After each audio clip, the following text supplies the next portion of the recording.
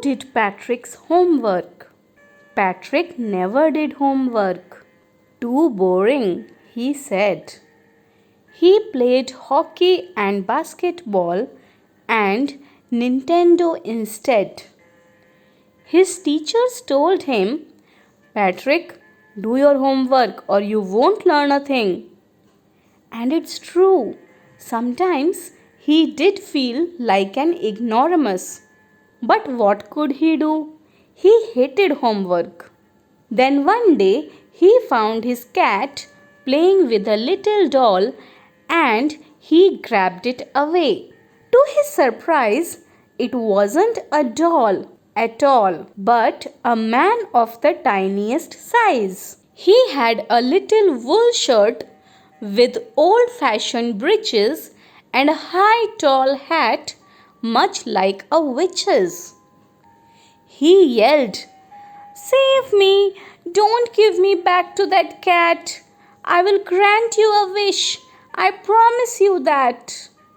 Patrick couldn't believe how lucky he was. Here was the answer to all of his problems. So he said, "Only if you do all my homework till the end of the semester, that's 35 days. If you do a good enough job, I could even get A's." The little man's face wrinkled like a dishcloth thrown in the hamper. He kicked his legs and doubled his fists, and he grimaced and scowled and pursed his lips. "Oh, am I cursed? But I will do it." And true to his word, that little elf began to do Patrick's homework. Except there was one glitch.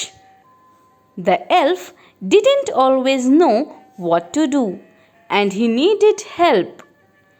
Help me, he would say. And Patrick would have to help in whatever way. "I don't know this word," the elf squeaked while reading Patrick's homework. "Get me a dictionary. No, what's even better, look up the word and sound it out by each letter." When it came to maths, Patrick was out of luck. "What are timetables?" the elf shrieked. "We elves never need that. And addition and subtraction and division and fractions? Here, sit down beside me. You simply must guide me." Elves know nothing of human history. To them, it's a mystery. So the little elf, already a shouter, just got louder. "Go to the library. I need books. More and more books. And you can help me read them too."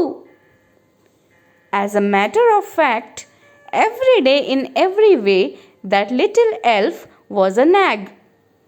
Patrick was working harder than ever, and was it a drag? He was staying up nights, had never felt so weary, was going to school with his eyes puffed and bleary. Finally, the last day of school arrived, and the elf was free to go. As for homework, there was no more, so he quietly and slyly slipped out the back door. Patrick got his A's. His classmates were amazed. His teachers smiled and were full of praise. And his parents? They wondered what had happened to Patrick. He was now the model kid.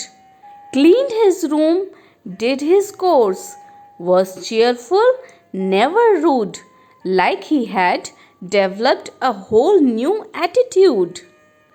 You see, in the end, Patrick still thought he had made that tiny man do all his homework. But I'll share a secret, just between you and me. It wasn't the elf. Patrick had done it himself.